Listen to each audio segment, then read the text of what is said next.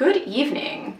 I took a little bit of time off after I finished up my last project, my waistcoat, and I am now ready to begin on my next project. So for this project, I feel like I haven't done medieval in a while. I'm gonna do something kind of medieval inspired, and what I want to do is create kind of like a wintry solstice inspired dress.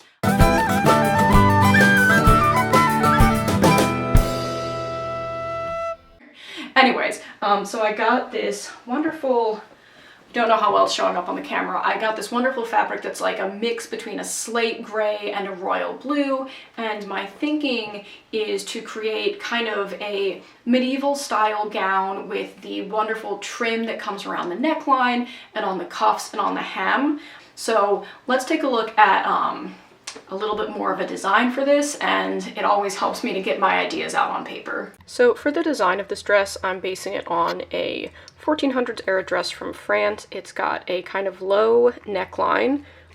It features a cat, and it's fairly closely fitted through the waist, but then it goes into these wide folds at the bottom. Pardon me, Angus. I also made a very little sketch, so you can see I've got just the one shorter sleeve here, and then the longer extra attached set of sleeves. Hello, Angus. Yes, I will pet you. Right there. And then I'd like to do some kind of edging around the top. You can see she's got a little bit here. I'm thinking of adding a band here to simulate the belt, but we'll see if I get to that. And then, you know, also if I get to it, I might add some on the sleeves and at the bottom, but the one that I definitely want to do is the one at the top here. It actually kind of looks like we're barely gonna have enough fabric for just the dress, which is the downside to using whatever's in your stash. I picked this out for this project from my stash, but it's not as though I bought it with the project in mind. I just bought it because it was pretty.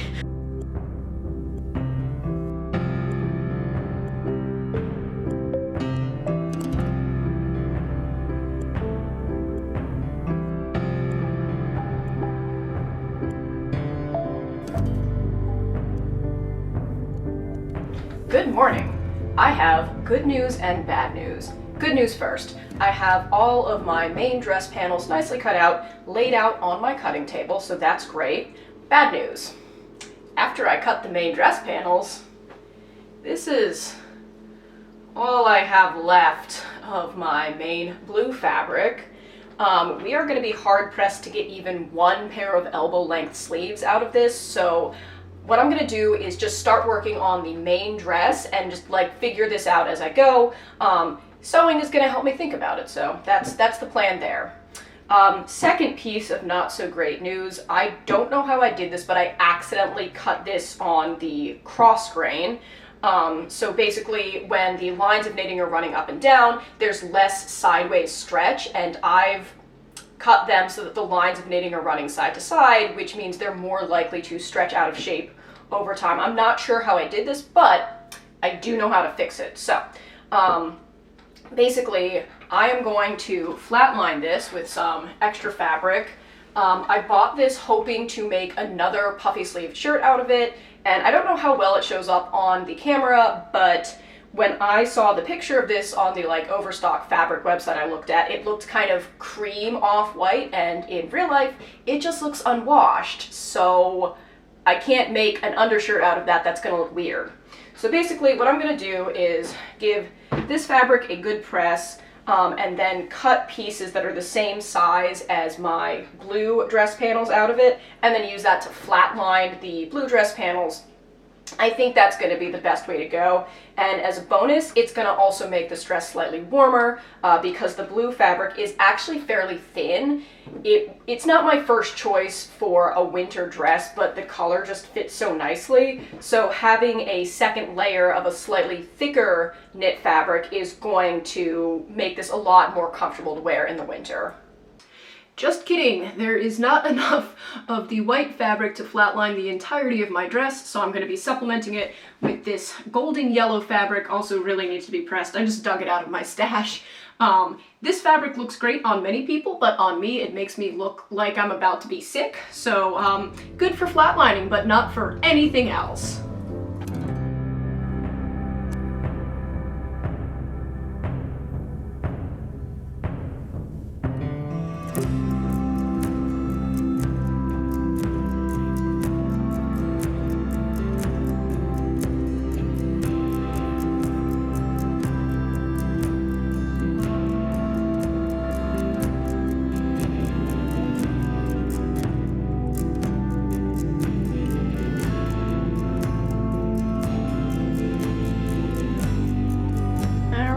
Here are all of my lovely dress panels. I've got some flat lined with white and some with yellow. And if you got to this point of the video and you're like, something's wrong with this picture, you're correct. I flatlined both of my side panels on the same side. So that means that I get to take this one out and do the flatlining again because currently I have 2 right sides of the dress and no left sides of the dress.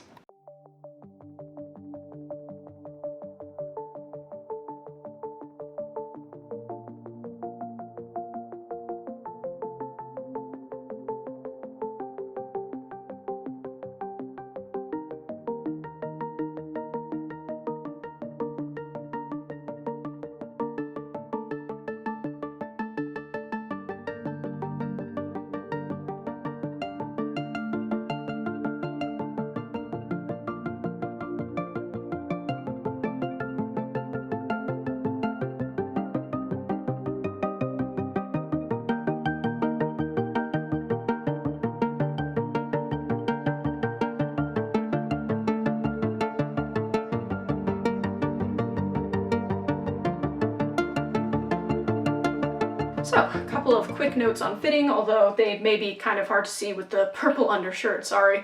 I'm really liking how this fits so far. It definitely kind of has that close-fitted medieval feel to it, although of course this has 4 panels and medieval dresses often had, you know, 8, 10, 12 panels to get that fit. Hello Angus, do you want to come join us? His lordship does not want to come join us. Very sad. Anyways, couple things that I haven't done anything with yet. So this is obviously not a wide medieval neckline. I'm going to have to come back and draw that out. Ah, here he is. Hi Angus, you want to say hi? Here he is, so soft. Okay, I'll put him down.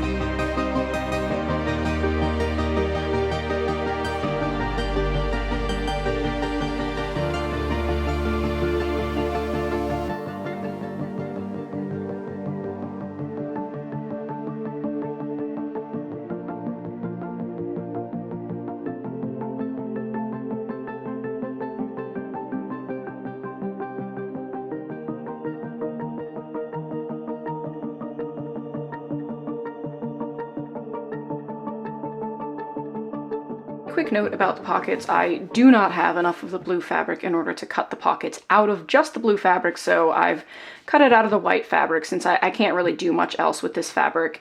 And I just took, these are literally scraps from cutting out the other pieces, and I'm making facings out of them. So I pinned this round, and then most of the sides, like this side and this side, will just be held in place when I stitch the actual pocket together. And then so all I need to do is run just a little edge stitch along here so that this edge doesn't curl up, and the facing will just completely cover the opening of the pocket anytime it's visible. Okay, so I have this one all faced, ready to go, and I'm doing this one next. I just wanted to show you the stitch that I'm doing, which is just a little hem stitch, nothing fancy.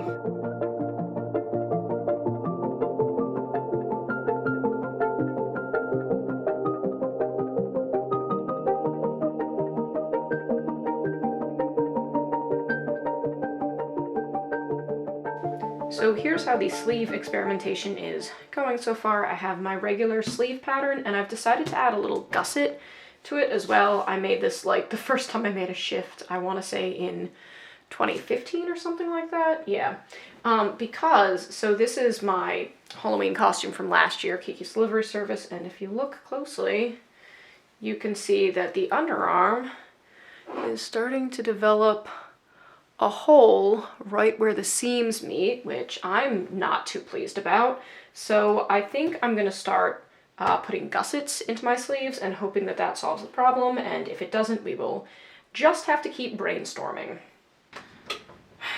So I went ahead and pinned the sleeve. Here's the shoulder seam right here, and then I pinned it down this side. This is about where it runs into the side seam, and you can see there's a large amount of excess. This is probably, what, 3-4 inches? So this isn't even really like a mock-up at this point. This is me like fixing my sleeve pattern.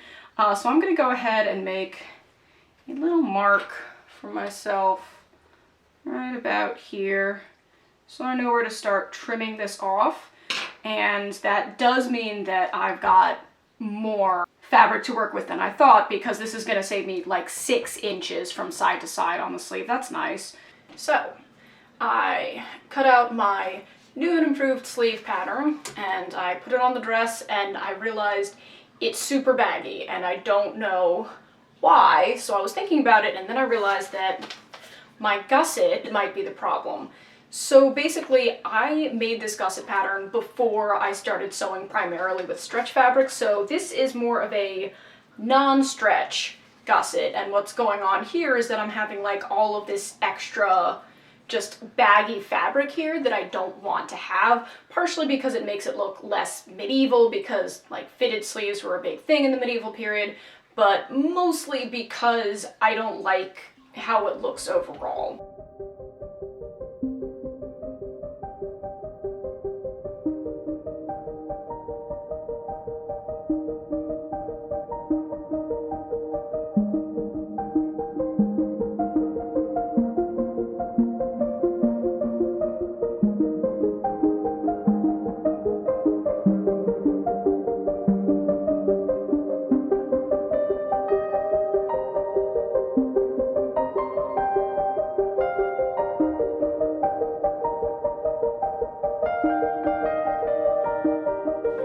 At this point, I'm almost done with this step, which is great because once I'm done with the sleeves, I can go ahead and do the neckline, the hemline, and start the decoration. There is no footage of me pinning and tacking the sleeve and gusset into the arm's eyes because I was just thinking, oh, I'll just put some quick pins at the top of the sleeves before I actually go upstairs and film pinning and tacking. I was 3 pins in out of 4 on the second sleeve when Angus decided to jump into my lap. So, of course, I was not able to come up and film. I hope you understand.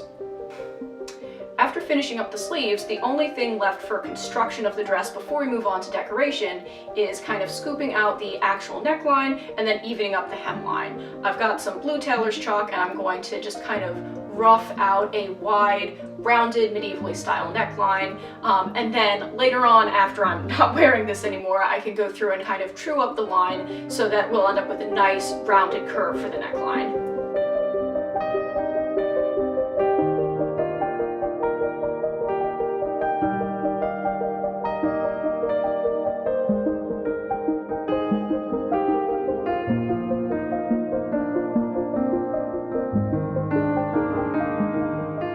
So once I've got the neckline roughed out, the second step is to use a small ruler and more tailor's chalk in order to make sure that this is going to be consistent and so it won't end up uneven. I want to make sure that I have a nice even neckline all around.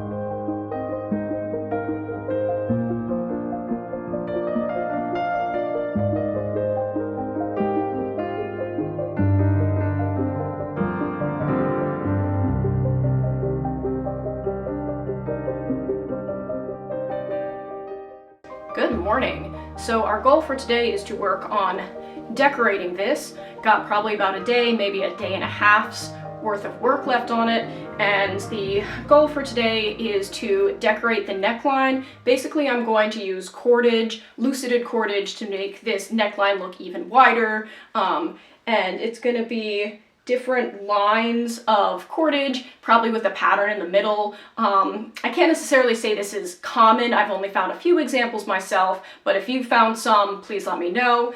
Basically, this is just certainly decoration that would have been available during the Middle Ages. And the first thing to do is to take a look at what yarn I have and try to match it up with the fabric.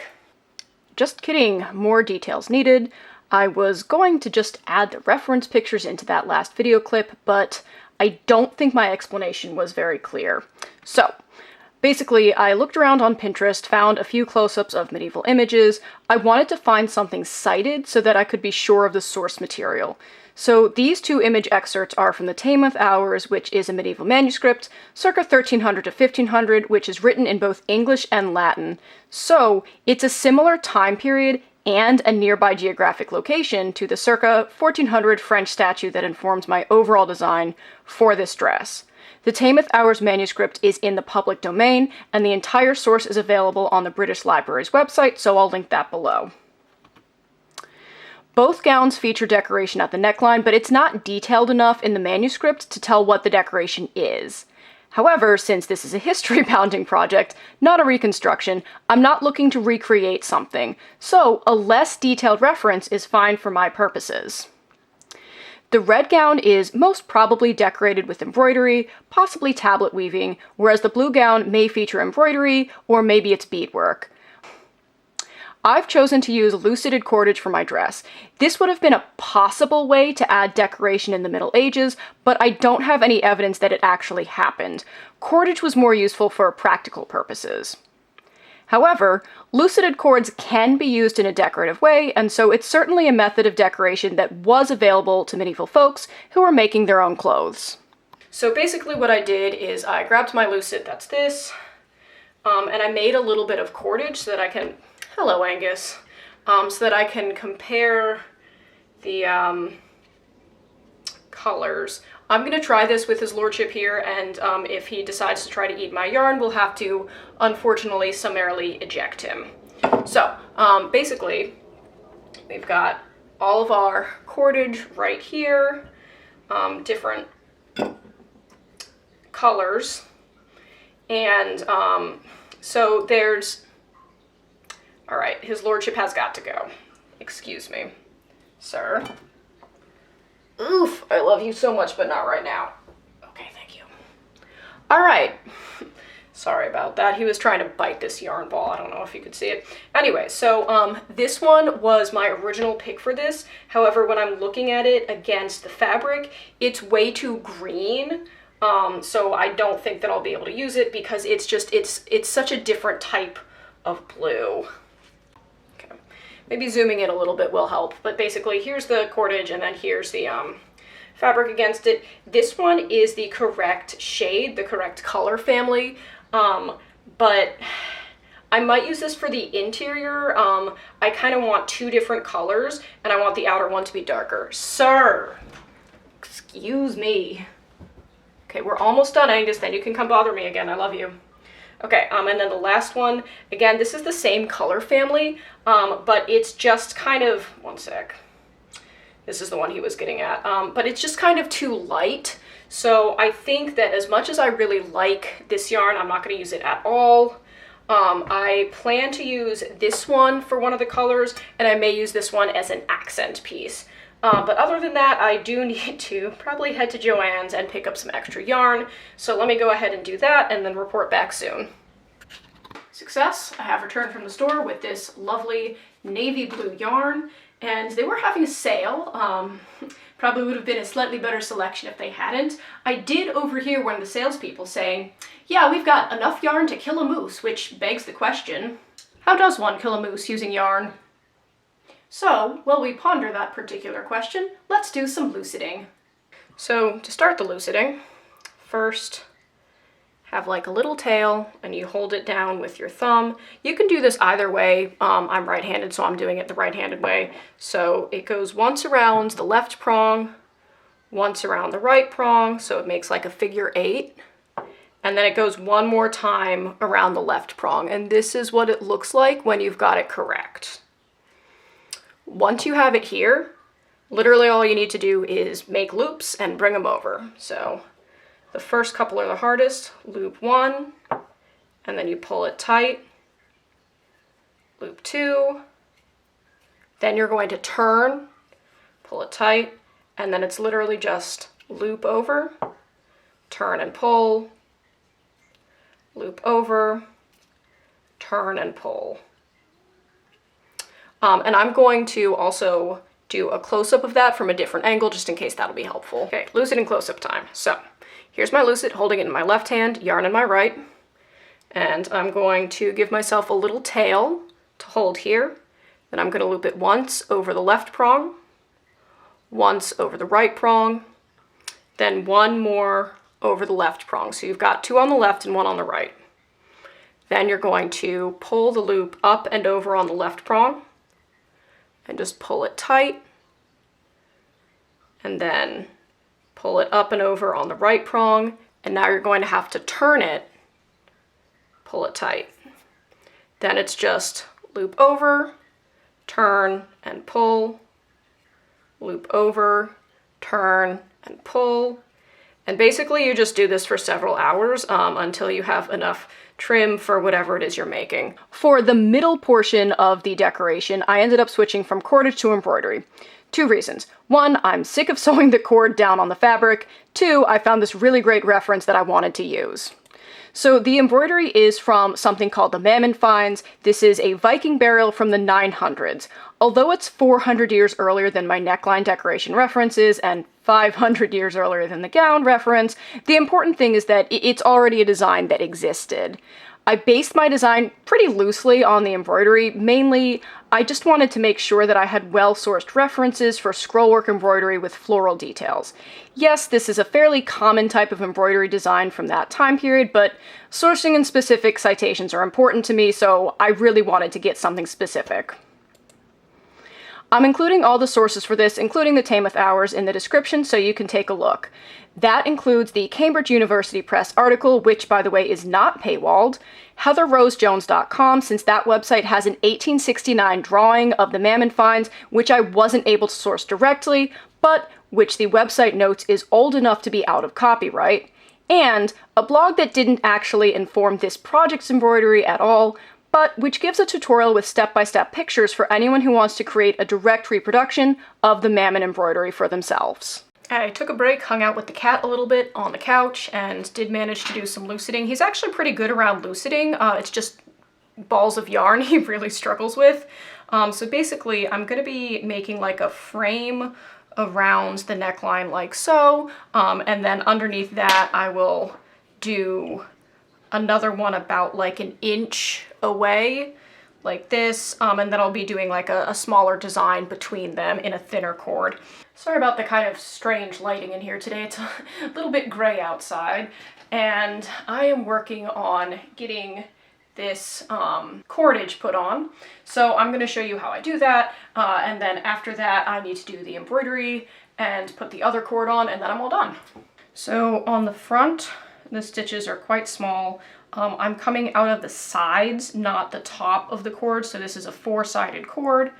And then this side, just take a little tiny bite and then go back down into the underside of the fabric. Make sure that it's even. And then I'm taking kind of larger stitches on the underside of the fabric in order to travel over to the other side of the cord. And then, again, just taking a small bite. Of course, this is a place for the thread to knot.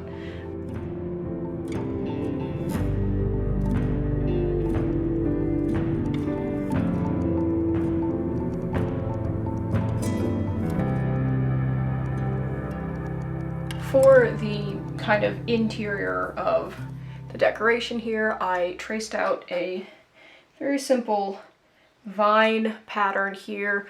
This is based off of a find called the Mammon Finds, which is from Denmark. It is Viking age, so yes, I am taking some liberties here because the design is 14th century French and the embroidery itself is from the Viking age, but that's one of the great things about history bounding is that you can just mix and match.